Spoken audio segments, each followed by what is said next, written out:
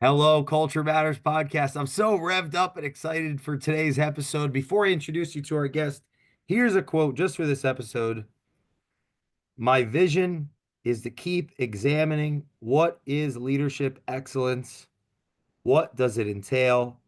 How do we reach this higher state of leadership?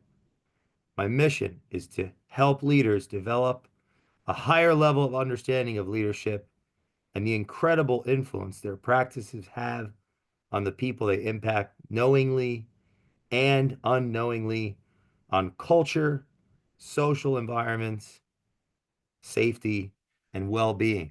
Dr. Damien Taylor, our guest today, just so happens to be the creator of that amazing quote I found online in my search. We had the blessing of meeting on this unbelievable platform, the Alliance of Responsible Citizens, right there in the app. For over 40 years, they've been a leader, showing the way.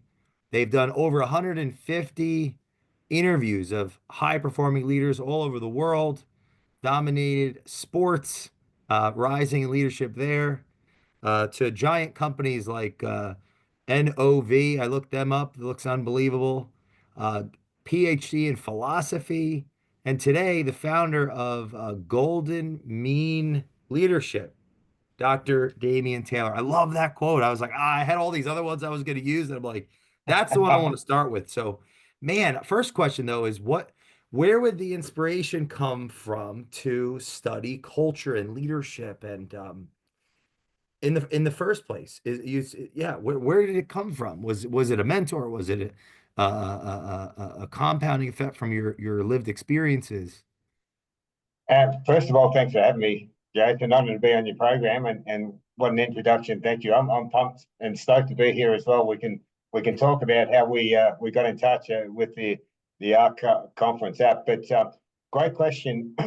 Leadership has always fascinated me. I've been involved in excuse me, high performance sport for wow, about 40 years, showing my age. And I had several leadership roles when I was a player. Where I played our crazy Australian rules football game. I'm not sure how many are familiar over that part of the world, but it's our indigenous sport and almost a religion over here. So I played that until I was 35 years old, and I had a leadership role there. And excuse me, and I also coached uh, for several years after that, and strength and conditioning coach for 35 plus years. So leadership from a sporting perspective was always something that fascinated me. How do you get the best out of people individually and collectively? And then the other side of that, I've been in corporate for 35 years and working in general management and project management, running major projects and organizations around the world. And Wow. it's such an interesting topic for me for culture. How do you, uh, for instance, some of the things I've had to do, you're working with people in several different countries, such as the Middle East and India and China and Indonesia, Germany, Italy, all in the same time to get things coordinated for one thing to go into one particular destination. So, how do you work with senior leaders in those organizations to all pull in the one direction, understanding their cultural differences and moving in and achieve one result? So, those two things really have fascinated me because it's not easy. It's very difficult, and some of those countries they lose face if they haven't done things. So they'd rather not tell you they haven't done it and tell you. So how do you work out how to save face but keep pushing things forward? So that really was the premise of my fascination with leadership for a long time, and that led to me wanting to research it as well and dive Wow. into master's, PhD, and further research on top of that. Have you seen deals blow up at the finish line just because of one little detail wasn't, of understanding another culture or another Oh, person's point of view? absolutely. And when you, unfortunately, a lot of the time you learn the hard way because you're coming into something relatively green, and so um, if you ask someone genuinely, has this been done, and they say yes, it's been finished, so you tick the box and say, yeah, that's terrific, but it hasn't been. So you're thinking, okay, we're right there, so I've got to expedite things over here, and you go, right, that now should plug into that. You're putting the jigsaw puzzle pieces together, and you find out down the line that actually we haven't done that. So it's having those conversations, and it could be in a group meeting where it comes out that they say, oh, no, we haven't. And you're trying to say, well, what? But you said you did. And it's wow, that's pushed everything behind and around. So I, I eventually started Wow. to go to these countries and learn their culture.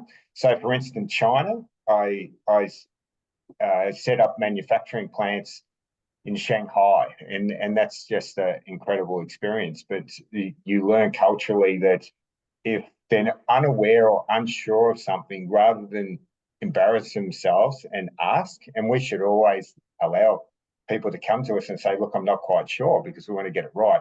They won't ask, and they'll just say, yes, we've done it. So unless you go out there physically and have a look, and yes, we've done it, please show me, then you'll find out they haven't. So, but you learn culturally that they get embarrassed if they're not sure. So it's learning the skills of Wow. letting them save face, and then it can be the same in other Asian parts of the world, around the world. So learning what people's cultures are in your leadership, rather than putting on the angry cap all the time to say, wow, you've let us down. It's how do you massage and manipulate things and get things going. So that's really started my fascination of leadership in a different realm of Wow. understanding. You've got to understand people, understand culture, understand where they're from. And now, with the world being so diverse, with different cultures in our workplaces, you've got the similar things, but they're local to you. So it's really interesting. Did that exploration help empathy?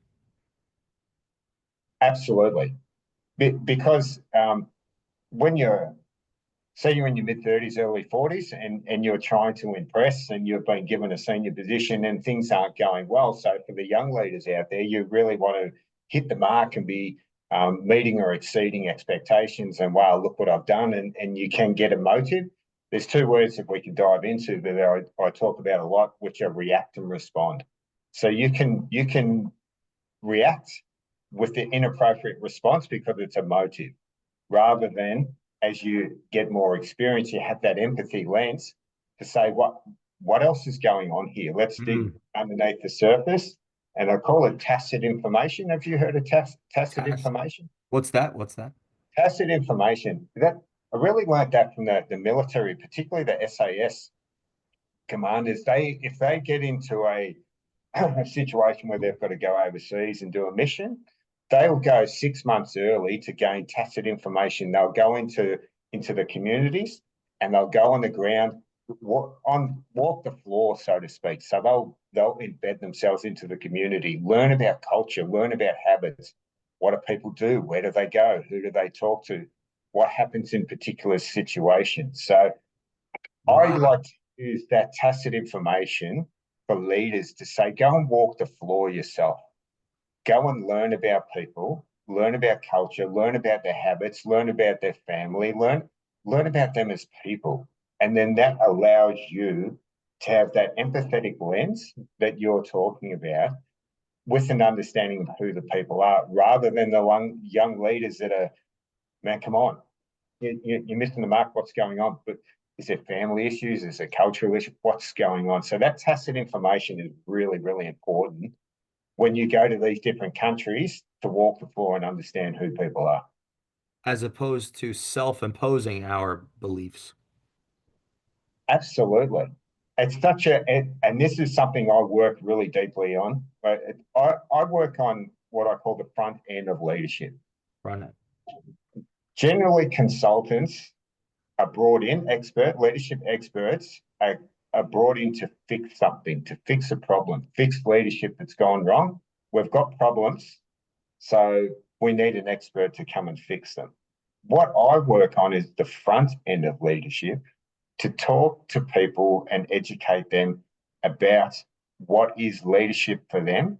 And leadership, really, for all of us, comes down to our ingrained values. What are our values? Because they're our ethical and moral radar, and they will have a visceral response inside of us. And if we're not sure of what they are, then we can't hit the pause button. You know, we talk about that a lot in leadership. Hit the pause button, so you're not inappropriately, hard on your sleeve is not good. Having Mm. that wow, that emotive response, but your beliefs. So from your values, your beliefs form your behaviours. So from those two things, I teach people to learn what are your values, that really deep intrinsic values that you'll plug in willingly or unwillingly through a conversation or something someone says. You can feel your adrenaline rise, and then your beliefs form your behavior. So you'll behave in a particular way, and that's how you put practices in place. So instead of fixing things, I teach leaders to turn the mirror on themselves, learn about themselves, and then from there you can get empathetic. And we can dive into other sorts of Yeah, leadership so much. styles, because I'm actually writing an academic article at the moment on servant leadership, authentic leadership, transformational leadership, and they're outward facing. We still are missing the point of looking at ourselves first, because if we don't understand ourselves as leaders, how can we be empathetic to other people? How can we be of service? How can we be authentic, as we say? What are some of the factors that shape values in your research? An Our individual's values. ecosystem, Yeah. it's really in depth and it's complex, but our values start from really from birth and onwards. And there's lots of ecosystems that surround us as an individual. So really deep values can start from mum and dad, from other siblings, from your peers, school teachers, and sports if you're in that. So if you're a junior athlete, you get some coaches that give you really strong messages, and they get ingrained in you. Now, are they good or bad? Who knows? Mum and dad, they'll teach you some really important lessons, important values. We don't do that, or this is how you treat people, or we don't be late, or things like that. So they get really deep inside you. And then as we get older, our ecosystems expand, and we come into interaction with more people. But out of all those, there's social media, there's politics, there's religion, there's other leaders, other people pushing against this team, et cetera, et cetera. So you can see all of a sudden there's this whole different range of ecosystems all pushing against each other. But really early beliefs from those tight circles of mum and dad, might be religion, might be sport, and definitely school teachers, siblings, and peers. And that's Mm. where they get ingrained. It's hard to get rid of them if they're not particularly right, and they can get horribly challenged, particularly in military, particularly in emergency services. SAS commanders, for instance, I'll give you a great example. If you're brought up in the Christian faith or whatever faith it may be, children in particular are sacred. You would hope for most people, in a sense. But SAS commander was sent over to Sierra Leone to help with a military coup, and he was given 600 soldiers from the government and 500 militia. The militia involved 8-year-olds, 10-year-olds, children, boys and girls, to fight with. Wow. And he was like, "Wow, I can't do this. These are children. This is against my values, my Christian values." And he actually rang head office, rang the command and said, "I can't do this." And they said, "You will. You signed on. This is your mission. You'll do it." So he had to go into battle and lose children around him, and that really changed his. I call them pivotal moments. That changed his value system. What is the value of life? What is it? So we all have pivotal moments to challenge our values. Pivotal moments that can, would you, how do they challenge or they reshape, or is that or how much does that even depend on if someone's having help from an outsider as well, or like a mentor or Absolutely. advisor? there can be pivotal moments with your health, for instance, that you're going well, you go to the doctor and things have changed. You might have a life-threatening illness, or that's happened to a friend, or there's car accidents, there's relationship breakups where initially you thought, I've signed on for better or worse, and it's got worse and we're split. But they're all pivotal moments that challenge what's inside that radar that you've got, that ethical and moral one, and that's where golden mean leadership came from, Aristotle. That Yes. if everything can't be excess or deficiency, somewhere in between is the golden mean. It's not in the middle. It might be a little bit this way, a little bit that way, but Wow. we can't. It's not all black and white. Life never is, and your values and beliefs will always, if we're a good leader, introspect. And you've got to introspect on how did my day go, what went well, lessons learned, what didn't go well. So you should always be plugging into your radar and asking the question, am I on the right path here myself on these things? Because how do you grow and develop unless you are? So they're I want always to make sure I understand, front end leadership starts with an individual listening to this with your support externally, helping them look at their values, get clear absolutely. on what they value that they may not recognize, so that in times of adversity, there can be reflection or response versus reaction. That's one of the foundations that we're building here. Absolutely. And it's putting the mirror on themselves. And I'll give you a very simple example of how that can work. If I was brought up, you needed to be on time for anything that you were going to, but on time meant early. So be there 10 minutes early. Yeah. Yeah, I can 15 attest minutes he early. was early today. Yeah. There we go. I don't want you waiting for me. So when I was an early leader, if people turned up late to a meeting, it would it would niggle me. I'm like, you're disrespecting me. Yeah, this is my time, and you're turning up Ooh. late. And you go, oh, sorry, man, oh, whatever. I was busy, or I didn't know. But inside, to me, that was like, hey, you're not valuing my time. I valued your time. I valued and recognised you. But then all of a sudden, your thinking is going to where it shouldn't be. What's your mission of the meeting? What's your purpose of being there as a leader? So, but you've got so many of those little values in there that form your beliefs and behaviours. And if you don't understand why am I having this response, then you'll get distracted of why you need to be present in that leadership, in that meeting, or what I call situational specific. Everything is different, so you Mm. need to be present there. So you really need to understand that front end leadership of what these values are, they being challenged, why are they, and how can I hit the pause button by simply saying that that's an interesting question. Give me a minute to think about that. But that allows you to hit the pause button because you know you've been challenged inside. Someone, for instance, person A, yourself, that's a value, the late or early. Is that person B? There's let's say that they had a different experience where it is not a value. Let's just keep it simple, right? Someone's Exactly. late, person A, it could be late a minute, it could feel like 20 minutes. The person B who's late a minute and it feels like nothing. Person A has the value of late, they'll take it as a disrespect. And person B, that they don't have that same value. They don't take it as anything, but it's the same amount of time being late. I want to make sure I follow.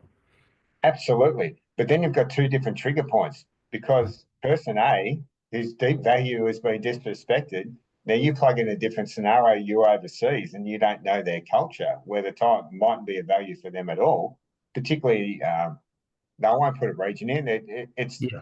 dependent on person, but they're nice and calm, relaxed, and you come in, you're tense and they can feel like what's going on? Have I done something or not? And it's it's understanding, is Mm. this a big deal? Is this a deal breaker? If it's 1 minute, 2 minutes, 5 minutes, no, it's not. It's just a value. You've got to get a grip on yourself.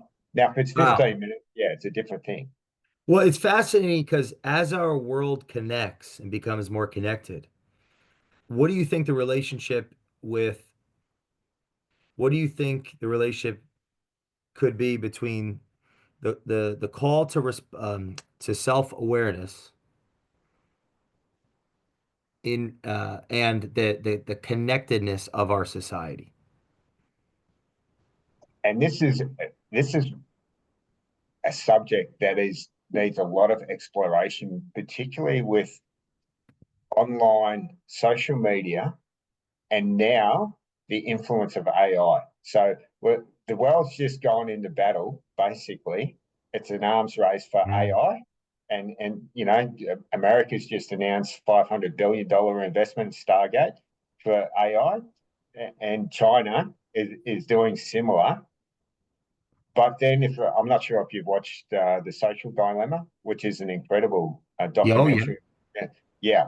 So the influence now, particularly when we went online in COVID, and a lot of meetings are going on through there, and a lot of our, do we call it news, or we call it the narratives that we watch, it is reliant on the information you're gathering yourself and what platforms you use. And I think that's caused a lot of um, disassociation for people because this interaction is fantastic. But if I come and sit with you face to face, the conversation and the interaction will be different again. And I can't wait to meet you and have face to face meeting. But you can see body language. You can get a better understanding of what's going on rather than all the online platforms. So I think it's something we need to research a lot deeper, in particular, and these words surrounding authentic leadership Okay. and servant leadership. I'm not sure if you're familiar with those two, but they're very popular. Yeah, what's authentic leadership? Why is that popular as well? Let's follow up to that. Well, It's such an interesting one. And this is the dangers of online and people giving 5 or 10 minute speeches. Authentic leadership suggests that you've got to be authentic to your true self as a leader. And that's fantastic if you've got great ethics, great morals, but what are they? what if But I'm a jerk? what if you're a narcissist? What if you absolutely? What if your hubris is unbelievable? So this is where I really challenge: be true to your true self. You could be the biggest plug in whatever word you want to be there. It's a very dangerous thing to say, and you hear it a lot. If you put your radar out now for people to say be an authentic leader, I think that's fraught with danger because what's that? It asks you to do, and I've been researching it, to use your ethics and your morals as your guide and radar to whether other people are performing at the optimum level. Well, what are your ethics and your morals and your step? I don't think that works at Oh, all. that's interesting. Well, it seems like there's some type of paradox in that, or something like authentic leader. It's a big Because well. how do you lead without followers, but how do you have a moral without? Because if I'm following your front end leadership, implicit in that is the other, my counterpart. I'm taking them into consideration. Have to absolutely. Why? Well, why do you have to? Because that might not be common sense for well, for the non-philosophy majors. Like we could talk all day. I Oh yeah, it's philosophy. Yeah. So lots of why rabbit is holes that? to go down. Yeah, Why is that so important to take the other you person want into account? well if you want to motivate. Corporate's different to. I'll give you a good example. Military, you have to do what you're told, whether you like it or not. You've got a rank, you've got an order, you've got a practice put in place, but you haven't really got a choice of whether you want to perform that practice. You must do it. If it got down to it, you could say because I told you to do it. Now in corporate, you've got to take someone on a journey and believe that they've got a purpose and that they're being recognized and validated. You've got to send them on a journey and they feel every day they're being of value. Now, if you can't tap into their values, their beliefs with empathy and understanding and guide them and motivate them and tap them into place where you need to, and help educate them, then you're not going to be able to get a team and an individual to work in one way together to achieve a result. So understanding yourself and then learning about other people is absolutely vital to creating that culture that you're looking for and social environment that we're all learning together. You're empowering people. They feel valued. They feel recognized. They feel important, which they all are, because people are your most important commodity. But getting back to knowing yourself and knowing other people is how you allow yourself to hit the pause button. With all these other diverse cultures that we have in our workplace, we're going to have a lot of different values that they have at home, for instance, or in their outside life that you have to recognize in the office, but you also have to build your boundaries and your framework and say, this is what we do as a collective to push forward here. That's why. Did that explain it Anyway, well? I like the direction we're going. A lot of our listeners are in the U.S. or we have a lot of guests in the U.S. and we're bridging out of the country more now. And when in the U.S., there's this generation, it seems to be the well, yeah, the milieu, the culture of employees is different than it was in the past. In your Absolutely. experience, what about in other countries? Are they having friction or what's that dynamic today in the 2020s with some of the other countries that you've done business in? Are they having trouble Massively. with younger generations similar? Absolutely. Yeah, what's happening? And it's getting to what's happened is say that the baby boomers, I'm 55 and Wow. older. We didn't have social media. We didn't have internet. We didn't even have mobile phones. We didn't have pages were the first thing that came in. But generally, you read newspapers, read books. There were a few TV stations. You had cable over there, but there wasn't a groundswell of information at your fingertips. Now, as we've developed we became online, and then in the early 2000s, social media started to grow. So Facebook, and then along came Instagram, and then the Twitters and Snapchat and all those sort of things in the last 10 or 12 years. So millennials particularly started growing up with a lot more information. They started uh, YouTube became very popular. So people now say, I want to be a YouTuber. When they're growing So up, I that's want to be all a over the country? I'm that's sorry, all over the world, all all over over the world. all So over the to answer your question, Wow. we've got a real generational gap of we grew up doing the hard work, start sweeping the floor and work your way up to the top, to now people, the younger generation, I've been to university or I see all these things online. I should be the manager now at 25. You're like, no, you're not skilled enough, and it's not why not. And when you were older, get a job and stay there. Now it's get a job, I'm there for a year and move on.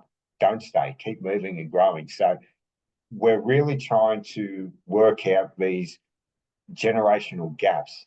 How Hmm. does it interconnect? How do you make it work to keep things at bay, but also motivate and generate and get people to work together? And then you've got the cultural differences that you've got to work with. So there's lots of different threads going on. It's not as easy as it once was.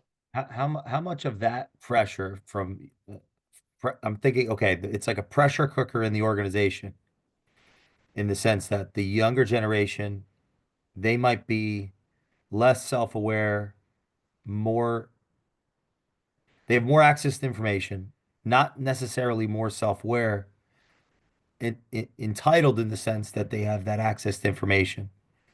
The generation above, uh, or maybe the younger, is it they're more self-aware? The older is less self-aware.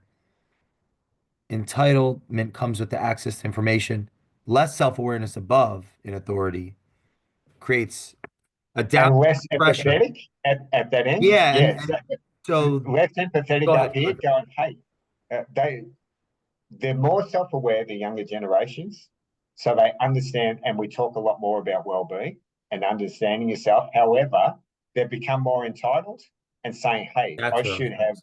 I should have this. So by 30, I want to be a millionaire and I want to be a manager and I want to be this, I want it now. I shouldn't be waiting around for all this where the older generation, like I've worked my backside off to get here. You sit there and wait until you've done the hard work to do Okay, it. and then the older generation might resent that behavior without even thinking about it, Very, very much based so. on the And values of the past. exactly. And here's where the rubber meets the road Yes. on that one. Because if you're talking about a culture from, say, it's from India, where the older generation, you do not talk back to the youngers, do not disrespect an elder. But in the workplace, now in Western countries, they come into, and the younger ones might be a boss of an older one, and the older one's like, I'm not having this young guy, young person tell me what to do. I used to be this back there. So it's really it's thrown a lot of different things in now in leadership around the world that you have to take into consideration. Do you think that because of this is happening at scale, it's creating this, that necessitates? So we have yourself, someone like yourself. Are you? Can you unpack this a bit? Like your role as a mentor, how would you define that? Are you an accountability feedback loop to that person in authority? Like I'm thinking your front end leadership, that person's gonna they have to be more self-aware, able to respond, not react. So your relationship with them influences how they influence down the hierarchy.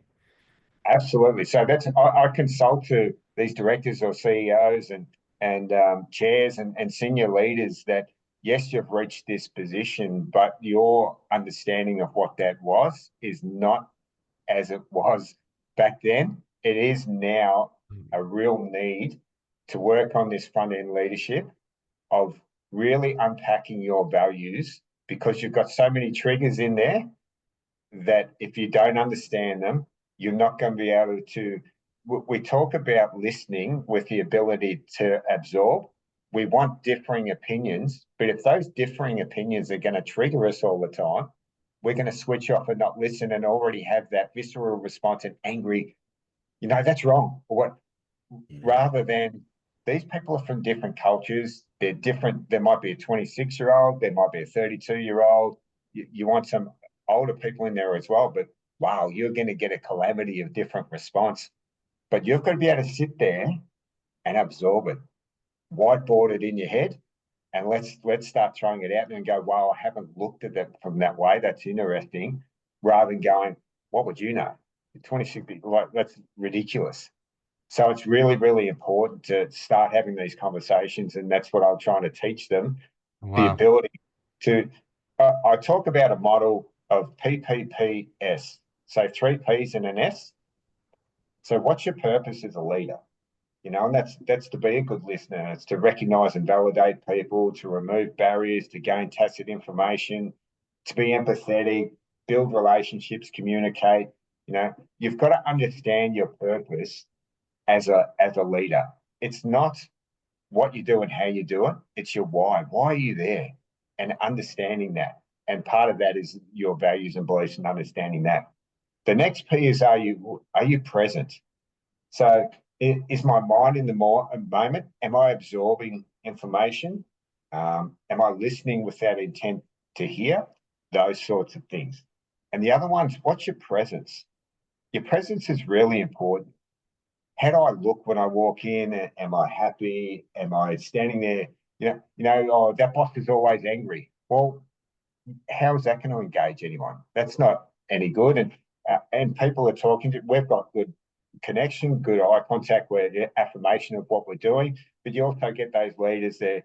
You're talking there. They're yep, yeah, yep, yeah, yeah. So they're not present On the phone, yeah. at all. And then leadership, I can't stress this enough, is situational specific.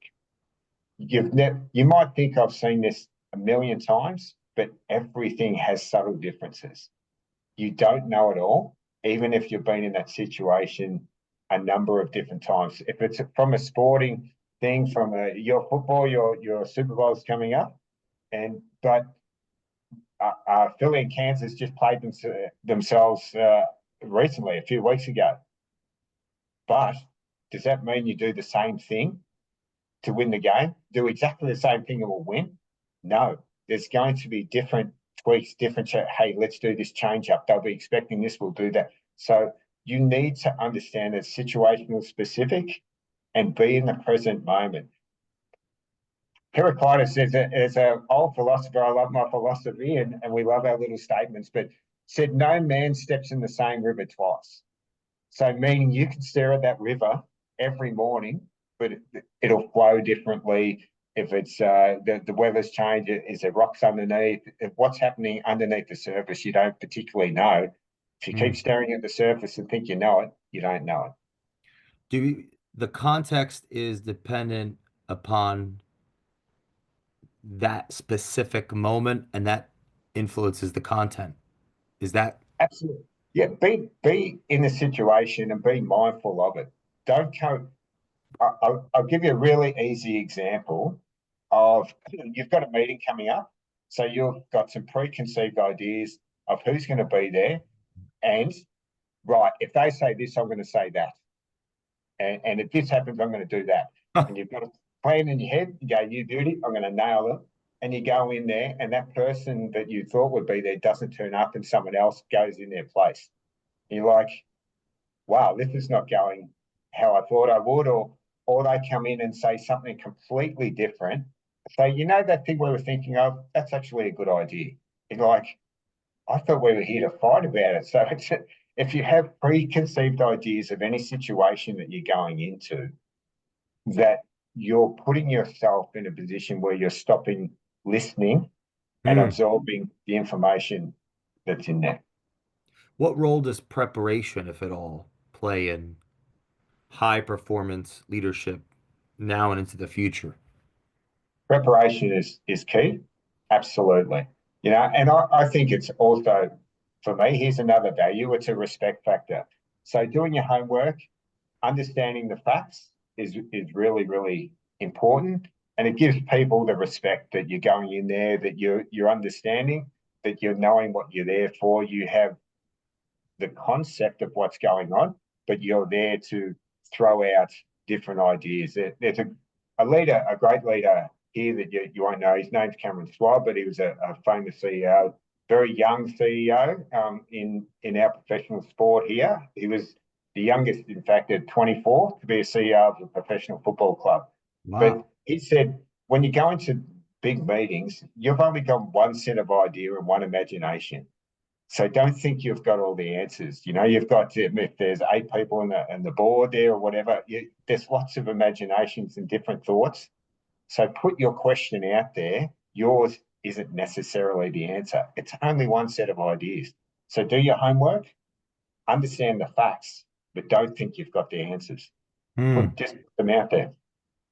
How did you start interviewing? You did in a research, was it a research, party of research, 150 plus Yeah. leaders in different industries like emergency, you said SAS, it was corporations, agriculture, all this different amazing High industry. performance sport, finance, academics, lots of different things. So after I did my PhD, I just quickly my PhD, I was researching the lack of women high performance coaches in sport, which is less than 15%.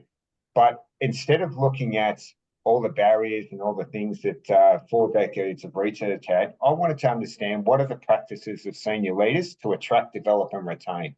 What are CEOs doing? What are high performance directors doing? What are chairs of boards doing? Presidents, etc. From there, there's it's a theory called institutional work, and I'm not going to get into boring stuff, but basically, there's 4 things a leader can do. You can either align, well, first you can disrupt through your practices, you can change organization, then you can maintain it, and then you can align. So there's 4 different things you can do as a leader with your practices. Yeah. But I wanted to understand that's all great. And we've got these three things that we're talking about: authentic leadership, servant leadership, transformational leadership. And they all say we should act in this particular way. But how do you act in a particular way if you don't understand how you put a practice in place? How do you make a decision? So that was my fascination with Huh. leadership and interviews. I wanted to unpack how all these leaders made a decision, where they came from. So So how do you make the decision if you don't know your values and your values are influencing your decision? It's a paradox. absolutely, And how do you you've know? researched that. Absolutely. So I I love it. really gone into the complexity of how do people make decisions and why, and therefore where did their values and beliefs start, and how early did they start, and while they start early, from 3, 4, 5 years old, and then so I expanded that. So I had I Wow. had a little network that I thought I'll try and see how this research goes, and man, it exploded. So I interviewed, but I interview, then I give a report to these people on what I see on belief and values and pivotal moments, and then um, I did the networking as you do in a good sales tool. Could you recommend one other person that you think would be of value for me to talk? And it's like, oh man, you've got to talk to so and Wow. so. Oh man, you've got to talk, and it just mushroomed out to. I get. I'm really blessed. Let me say that. Incredible people I talk to, and it's really humbling. But all over Did the you world, physically go to them or was it virtual as well or a combination? most of it's virtual because talking to you and I catch up where I can. And in London when we go there, I'm hoping to connect and interview a few people if I can, but at least get that connection. But the stories that I've Wow. been blessed to listen to has been incredible. And as I said, really humbling. But it is very different in different industry, and that's where I get to gain all this wonderful knowledge to look at leadership excellence. And leadership can't be brought into one word. That's what frustrates me. You've got to be a servant leader or authentic leader, transformational leader. You've got to be all of that Mm. and everything that goes into that basket. Because sometimes you've got to be autocratic. Sometimes you've got to be dictatorial. Other times you've got to be tolerant, empathetic, caring, supportive. Sometimes you've got to be, hey, you've crossed the boundary. We don't tolerate that. You're going to have to go. You're going to remove it. So to say you can be completely servant leadership is a military model, for instance, to be Mm. of service to everyone else, but you can't be a servant to everyone all the time. So it doesn't fit. It doesn't work. So this is what I'm working on out of all those Wow. things. With leadership excellence, I think we need to understand front end leadership a lot better, and that's what I learn and teach and help senior leaders with to become better leaders because they truly understand themselves. Then you can be more empathetic and understand. What are those in senior leaderships, if there was a top three concerns or top three problems that probably our listeners, many listeners we have, executives, entrepreneurs, they might resonate with or be able to, oh, yeah, that's me too. What are some of the three big common word tracks you hear or you've heard rather in your research? I tell you Or the number one two. question I'd say, what's the most important thing in leadership? I say the number one thing that's come out now is emotional intelligence. Having emotional intelligence is what we're talking about, that ability to have all those skills of empathy when you need it, autocratic when you need to, dictatorial, tolerance, to gain tacit information, to understand culture. That takes emotional intelligence. And if we want to differentiate between male and female's skills, men in leadership like pragmatism. It's, hey, we've got this to do this, do this, do this, do this. Sometimes you need that, hey, we're under the gun, just do this and this. But how do you build relationships is through connection and understanding. And a lot of the women leaders, really good leaders that I've spoken to, have great emotional connection where they can be in those moments and it's getting a bit heated, but someone's not quite right. They're not usual. So they can have that little quiet word to say, is everything okay? And they go, no, look, I'm having this problem at home or I'm having this. So it's not, wow, you're not achieving this, just do this. It's wow, read the room a little bit, read the signs and understand. So emotional intelligence is really important. When I do workshops and keynotes, one of the most confronting question for them at the start is I ask them, what is your purpose? And they sit there with blank faces. And this is senior leaders. Wow. What is your purpose? And I say, don't tell me your what, your how. Oh, I go there and we're doing this and we're doing that's a function.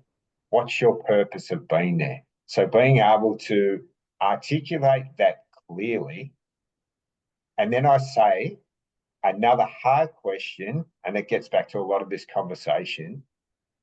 What are five, and we're going to unpack these, what are 5 or 6 of your clear values that Mm. are hard for you? You can't compromise them inside. And if you can't compromise them inside, you need to clearly understand why and why not, so you can at least hit the pause button to make better decisions for the people around you. Because as a senior leader, you're not the finger pointer. Generally, you're there to remove barriers, to keep things moving, to empower people, but to keep an overarching view of all these things. So those 3 things particularly, you need to understand really, really clearly to be a really efficient and good leader. We're, we're going to make mistakes.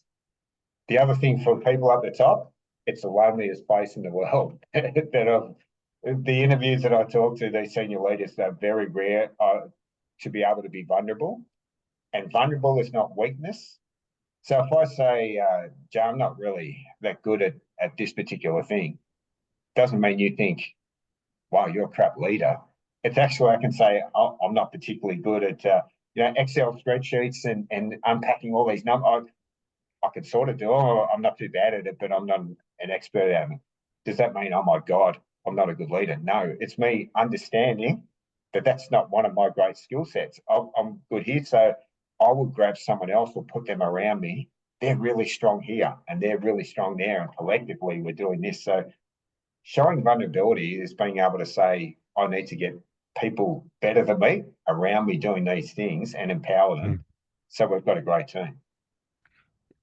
The purpose of being there, what relationship, if at all, does that have with the function of the organization or why it's in existence or what it does for customers or the Yeah, understanding that purpose is purpose is vital to understanding why, not what you do or how you do it. Your most important commodity in any business, in any team, in anything is people. So understanding the purpose of the people, understanding their purpose, and making them seem validated, recognized, and valued, so that you can articulate to them and the outside world, internally and externally, the purpose of our organization is to be of service to our customers and our community through the products we provide. So it's not we're building this which is good for that. It's we're building something of value through our work to society. So it's a whole different communication. Once you do that, you build that great culture and connection that you're looking for internally and externally, where they go, these people are good people. And they communicate well, they're transparent, they're open, they're clear. If they've got problems or there is a problem, they'll articulate that, own it, and fix it. So that vulnerability to say we didn't get this right, or we haven't got that right, or we can make different decisions here. We're listening with that willingness to absorb. That's understanding your purpose and putting things on a great journey. There's no such thing as winning in corporate. I don't know if you believe what do in you that. what do you mean? Yeah. What do you think? We're the number one. We're the number one company in this. Well, based on what rules? There's no rules. It's in Was Simon that is Sinek. that an old adage or a cliche as a consequence of a world once not connected at the level that we are, or in a vacuum in a sense? Like the In a reason I ask it vacuum. is like, maybe 60 years ago, I could say that all day, and my employees never really met the competitors. Exactly. It's like That's right. I've never been to another country, so yeah, this has got to be the best Yeah, one. yeah, we're the number one. Exactly. But you haven't even been out of your own suburb or to a I'm just different like, state. because like number one, that is what we are. Yeah, we love to say And that. it's We're, in a we're number one. vacuum. It's in a vacuum. So Absolute vacuum. But that that can really vacuum, work in the past it was absolutely a very strong message. because we I deal with the yeah. number one company. Yeah, we're number one. But you still get these things in corporate, we're the number one. And you go, but there's no measurement. Corporate is an infinite game. It never stops. I've never If been you a better podcast. Well, how many you been on? No, I've never been on a podcast. I just have a podcast. You that's know? yeah, I'm the number one podcast. Yeah. Yeah, based on okay, How many well, have I been on? Well, none. It's yeah. just mine. Yeah. Sorry. I mean, So this is in a vacuum versus we're super connected. So a theme I'm picking up here, learning from you, is that the more connected we become we become, the more of a what responsibility we have to understand our own drivers of our absolutely, own motivations and our yeah. This is what we're trying to do as an organization. okay. And this is the journey is one. And this is what we provide people in the community. So we're building connection, we're building networking, we're building our strength through our people, through our product. And that's what talks to people. And that's what we build. And our reputation will speak for itself. Not we're the number one organization who does this. You can, well, it, if you've been in corporate for long enough in sales, so to speak, if you meet your target 1 month, you don't live on that glory next month or the month after because they're going to keep looking for that money to come in to meet or exceed target all the time. And they'll tell you you'll fail just as quick as you're. So these people say I'm the number one salesman. I'll go be very, very careful of what you spend.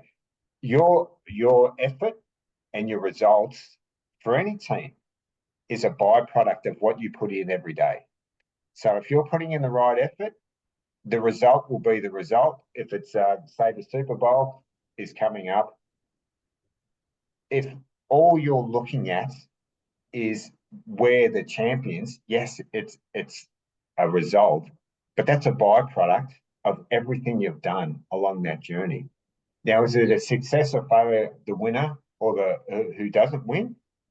No, because it's still a learning thing, a learning journey, and you've put every best effort forward so you can put your head on the pillow.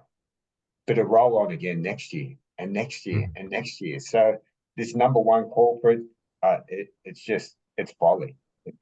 In my How perspective. much competing you've competed for years and years in Yep. physical but do they call it bodybuilding in your Bodybuilding, world? yeah, natural bodybuilding, yeah. I've won world championship Wow. and national and Oceania championships, yeah.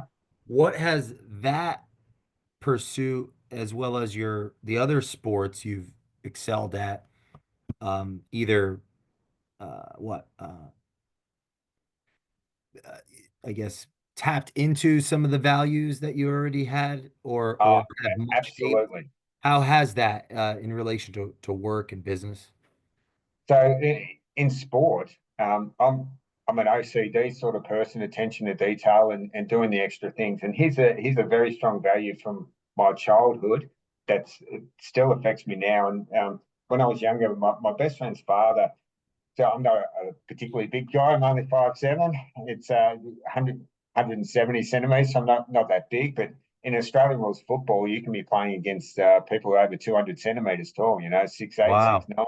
6'9". So there's no pads and no anything. So you have to be strong. You have to be agile. And I was one of the captains in that sport eventually. But when I was 10 or 11 years old, he said to me, "You've got skills. You're okay. But if you want to be any good, you're going to have to do all the extra things that other people aren't doing."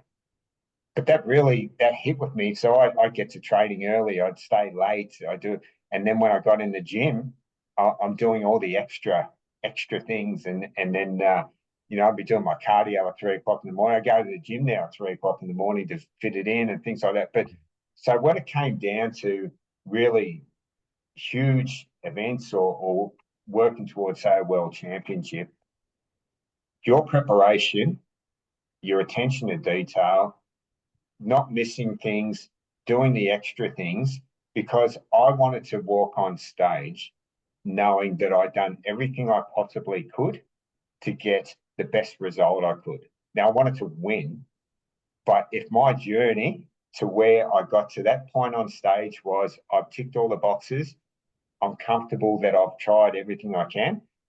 And in 2016, I lost by a point. Wow. In Los Angeles. So I competed over in the WMBF in Los Yeah. Angeles, World Natural Bodybuilding Federation, and I lost by a point. So instead of having a victim mentality, I don't like victim mentality. I went and talked to the judges. I said, "Thank you very much. I appreciate your time. Could you give me some feedback?" And so they gave me feedback, and my posing was crap. When you look back on it, and posing's a very big component of it. There's some things I could do physically as well. But I took that information away and spent 365 days working on all of it. And I went back Wow. to Boston and won. But that was a result of attention to detail, preparation, doing all those things. So the result was the result. But if I just focused on that pinpoint, I want to win the trophy, I've missed all these details in between on that journey to get the result, just the opportunity to get the result. And fortunately, I'd won it. But that was really big lesson sports taught me that you can, and I've lost championship games that haven't made whatever happens, but you need to to learn on the journey all the way through to give yourself the opportunity to win the ultimate. And it's just the opportunity. Sometimes you will, sometimes you won't. You can't win it every year, but it's I, always learning. I have a curiosity that what, and this is what context wise was that that was a mentor or a coach that said to you about the height thing? Yeah, my best friend's dad. When my best friend, he's 6'3". He's a big boy, Wow. but my I played a lot of sport, but we've been best friends for 40 odd years. But his father took me aside, and because we were good, and he really saw some skills in Yeah, there. wow. But he said, You're at this level. I think you could be at this level, but you're going to have to do a lot of extra work. You're not that just naturally gifted. You have to grind away. You're going to have to work really So hard the to get reason I there." bring that up is it's fascinating to me. I love your thoughts on this. Like in another universe, if it was like somebody you didn't like, that was like the anti-hero of that person that said that. Is there a version of well, you're not a doctor in that universe. It's just Damien, the grave digger that never lived his potential. I'm just this totally random thought, but in another universe, the anti-hero of your best friend's dad says it, but there isn't the love, the respect, whatever. And then that person goes and they're a victim their whole life or something. I'm curious. Absolutely. This whole conversation, there's so many, because I was preparing. I love your research and everything. Um, you talk about pivotal moments, the people that shape our experiences, is it the pursuit, so I guess the question in that is, what are your thoughts on that thought experiment in a sense, right? Because there's somebody that could have taken a conversation like that and been defeated and said, I'm never going to try. Maybe some It's of a our great listeners. question. Yeah, I love where you're taking it. It's a fascination, and that I think you've touched on a really good thing for leadership. So if I looked at that, the dichotomy of that with a person that I didn't respect, and it come from a place of you'll never be any good Yes, because you're only this. dark. It's a dark thing, and it sets a seed in you that going, I'm too small, I'm not that gifted in this, so you're never going to make it to that higher level. So why put in the effort? And you just walk away from it. But if it's someone that's got love and kindness and support, and it doesn't have to be best friend, but it could be a coach that really loves you. It goes, wow, you know what? I can see so much potential in you, but you're going to have to do these things. I can help you or whatever. Or it's that real nasty person that just says they're bitter themselves. And they go, you know what? You're crap. Never going to be any good. But to a young or weak minded person that's vulnerable and you get them at the wrong moment, they're pivotal moments in life that can turn people to drugs, to alcohol, to depression, to really bad things. So as leaders, we've got to be very careful. And this is why I don't like people sprout off this leader wears their heart on their sleeve. They're always emotion. That can be really dangerous because you know what those coaches or leaders often have to do is apologise for their behaviour afterwards and pick up their collateral damage, whether it's in the change rooms or afterwards or behind the cameras, to say, you know what, I didn't really mean to call you that. It was just I was caught up in the emotion and you're a really good person.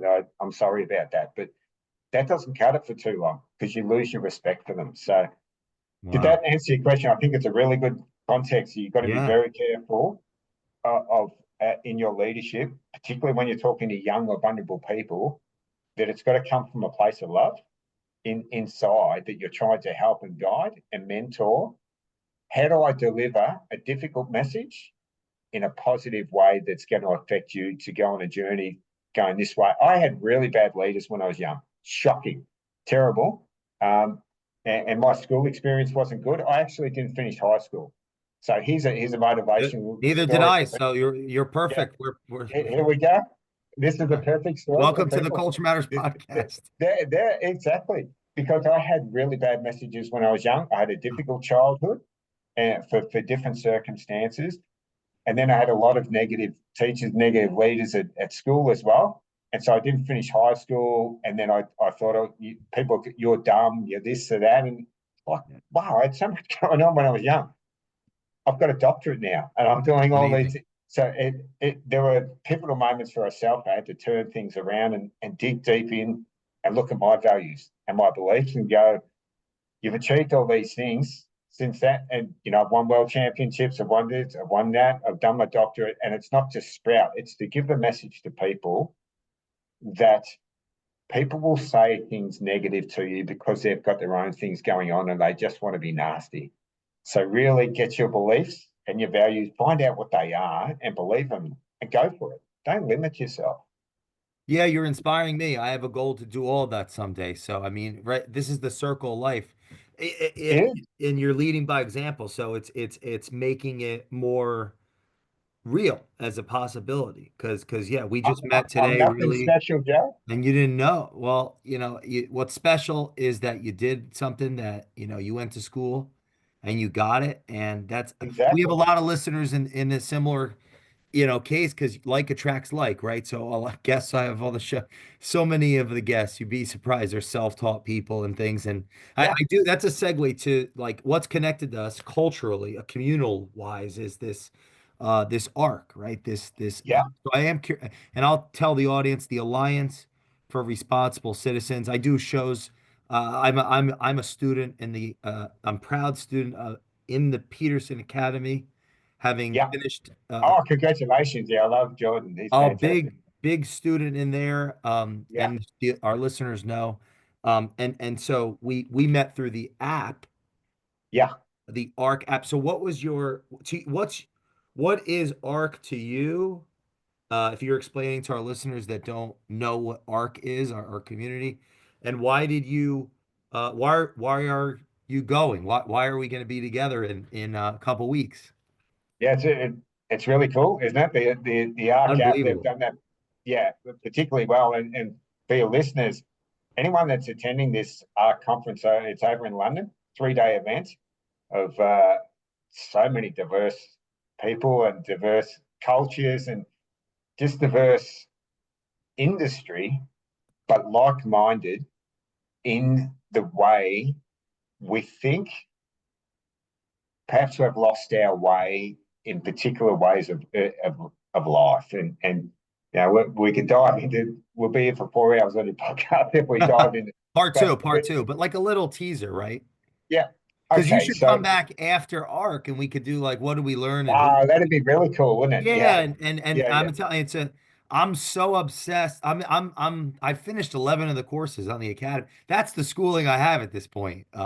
Yeah. Dr. Taylor, So like I'm just in that academy that Jordan released. And I'm Jordan's picking fantastic. it And, up. and what I really liked about Jordan's work and his academy is our system of learning and in some ways indoctrination that's happened through online platforms and the US. Unfortunately, the politics there has been pretty crazy for the last. Yeah, we needed a second podcast, but But the messaging, let's say the messaging around the world has really gone a lot of woke. It's got a lot of progressive. It's got a lot of um, finger pointing on you're racist, you're bigoted, you're this, and then it's all the DEI things. And but it's actually been divisive around the world. You're either Wow. left or you're this way. And what's happened to open dialogue to question things? And that's what we want, going back to our discussion in leadership. Why can't we ask questions? And why can't we have robust conversations with humility and respect and honesty? But we've lost that sense. So the art community is actually coming together and growing and expanding. The people are starting to say that's enough of this divisive, you're either this way or that way. We've got to get some back to some old-fashioned values of life and tolerance and understanding and empathy and care and support. And let's hear different things, but let's support good people. So, and what they're doing and invest in that. So that's why, particularly, I'm going to ARC to be around like minded people that really want to change the direction through leadership of the direction of the world and the messaging that's going on there to bring people together instead of pushing them far left or far right. Yep. Let's get this independent view back of understanding things socially, but conservatively as well, so we can listen to different people. And I learned a lot through this conversation, but that's the beauty of it, through sharing information. So that's why I'm going. And then I've been, I think we're similar in, I've been really forensic of going through who's going there to Yeah, the connect with tacit, the tacit. I learned from you that. today. Yeah, I'm a tacit person. I like to go, and you are too. absolutely. I'm in the app trying to do what you said the SAS do, like find everybody, meet people. Yeah. You know, if I think somebody I can learn, I'll bring them on the show. Here, you're like, Well, I was going through and I got Jay. Wow, look at it. Oh wow, I want to connect with this person. I want to talk to them. yeah, all you did was beat me to the punch, but you're the high Yeah, performing sport guy because I definitely yeah, was going to reach out because I was looking slowly yeah, through who it yeah. was like that I could learn something from, and so many different types of people, different walks of life, different It's interests. amazing. Yeah, Um, yeah. is it do you know is it arc? Is there any symbolism there like with the boat? Like I feel are you a giraffe and I'm a camel? Like is that what's going on too? Or I don't know, random thought, but like I didn't look that deeply into I'm like certainly not a giraffe. I'm not telling you. No, no. We'll have to pick like something there's else. two of each Well, animal yeah, kind of thing. Like, I I'm yeah. like half serious, I would challenge our listeners to go and to the Alliance of Responsible Yeah, Citizens.com. I think that's what it is. And absolutely. go check it out. It's pretty profound. It's speakers. It's Did you go unbelievable. to was there one in Australia too? There was one in Sydney recently. I think it was November last year, but that was only 1 day event. This is that they have one key event um, throughout the year at a different location for 3 days, and this particular one's in London. But I'm super excited How to did you be hear there. about And it? I actually heard about it through a director that I'm doing consulting for, It's and amazing. so yeah, and they said, would you like a ticket? We know the Honourable John Anderson, and Oh, I we like can him. put your name forward um, because it was an invite only for that. Wow. So, but networking, so working consulting for an organisation, I'm helping change their business. They're a $100 million organisation that I've been working with 10 months to change a lot of things and work on leadership and restructure. But yeah, they helped me get they said, would you be interested? I said, hell yeah, absolutely. For our listeners that are they want to get to know you better, connect, potentially bring you into their organization for a keynote on any of these topics or a workshop with their employees or executives, so on. Fastest way to reach out to you, what would be that how should they start the conversation? LinkedIn. Just go to LinkedIn, search for Dr. Damien Taylor. You can put it in your notes. Just send me a message there. Connect. I'm very, very active on there. So all the interviews that I've done, uh, a lot of them. I've got the profiles on that, anything I appeared on, any keynotes. I do keynotes around the world, so I've got all those up on there. So there's a lot of information about me, but just send me a message and connect. I'm very accessible, similar to you. I, I sent you a message. You said, "Hey, Yeah. let's connect, let's chat." That's as easy as it is, and I think you've got to be open wanting to get connect to people around the world. So just reach out to me on LinkedIn, and more than happy to chat. Golden mean leadership. I love that. That's it. And Yeah. Aristotle, you say not too, it's like Goldilocks, not too far one way, not too It far. can't be excess. So it's the mean in between deficiency and excess. So it's Mm. not all there. Somewhere along that line is the golden mean. It's not necessarily halfway. It might be there, but look for the golden mean. Dr. Damien Taylor, thank you so much for coming on the Oh, Culture it's an Matters honor. Pod. Loved it. Thank you. It was It's so fantastic. much Can't wait fun. to see you. Yeah.